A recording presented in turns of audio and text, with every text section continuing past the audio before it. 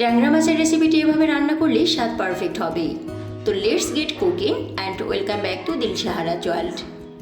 একটা different fusion রেসিপিতে ট্যাংরা মাছের কারি তৈরি করে দেখাচ্ছি। এর জন্য কয়েক পিস ট্যাংরা মাছকে এভাবে পরিষ্কার করে ধুয়ে নিয়েছি। এখন এগুলোকে ম্যারিনেট করে নেব। ম্যারিনেটের জন্য নিয়েছি হাফ টেবিল চামচ করে লবণ, হলুদের গুঁড়া এবং লাল মরিচের গুঁড়া। এখন এই গুঁড়া মশলার সাথে ট্যাংরা মাছগুলোকে খুব ভালো করে মিশিয়ে নিতে হবে। সবচেয়ে বেশি বেটার রেজাল্ট পাবেন যদি ম্যারিনেটের পরে মাছটাকে 10 মিনিটের জন্য রেস্টে রাখা যায়।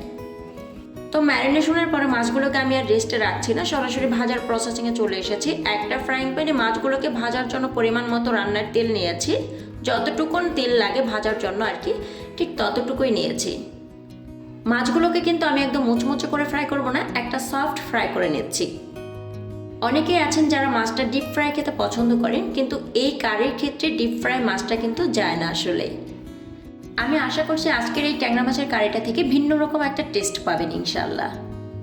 তো মাছগুলো ভাজা হয়ে গিয়েছে। একই তেলে আমি প্রায় হাফ কাপ থেকে একটু বেশি পেঁয়াজ বাটা দিয়েছি, আর দিয়েছি 1 টেবিল চামচের মতন রসুন এবং জিরা বাটা। এখন আমি হাফ টেবিল চামচ করে দিয়ে দিচ্ছি গুঁড়া মশলা। দিয়েছি হলুদের গুঁড়া, লাল মরিচের গুঁড়া, লবণ এবং ধনিয়ার গুঁড়া।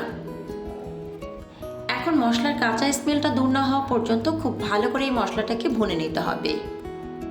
ভুনতে ভুনতে একটা পর্যায়ে দেখবেন মশলা থেকে তেল ছেড়ে আসছে। এই পর্যায়ে এসে আমি 1 কাপের মতন দিয়েছি টমেটো কিউব।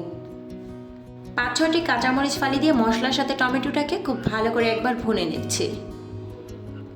এরপর একটি ঢাকনা দিয়ে টমেটোটাকে কুক করে নেব 4 থেকে 5 মিনিটের জন্য। এতে করে হবে কি টমেটোটা একদম সফটলি গলে যাবে।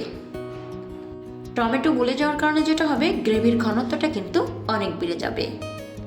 মশলাটা কিন্তু প্রপারলি কষানো হয়ে গিয়েছে, মশলার উপরে তেল ছেড়ে আসছে, আর তাছাড়া মশলা থেকে কিন্তু কাঁচা স্মেলটাও দূর হয়ে গিয়েছে। এ পর্যায়ে এসে আমি এখানে প্রায় 1 কাপের মতন পানি যোগ করে দিয়েছি। পানিতে বলক চলে আসলে আগে থেকে ভেজে রাখা মাছগুলোকে দিয়ে দিতে হবে।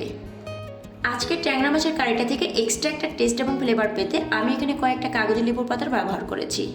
লেবু পাতাটা দেওয়ার পরে একটি ঢাকনা দিয়ে আবারও এটাকে কুক করে নিয়েছি 5 থেকে 6 মিনিট পর্যন্ত। এতে করে হবে কি পাতার ফ্লেভারটা মাছের ভেতর অবধি কিন্তু পৌঁছে যাবে, আর খেতেও কিন্তু বেশ ভালো লাগবে। এইরকম সুন্দর, সহজ এবং সুস্বাদু রেসিপি পেতে অবশ্যই দিলশাহারা ওয়ার্ল্ডের সাথেই থাকবেন। আবারও দেখা হবে নতুন কোনো এপিসোড নিয়ে। ততক্ষণ পর্যন্ত ভালো থাকবেন, সুস্থ থাকবেন। আল্লাহ হাফেজ।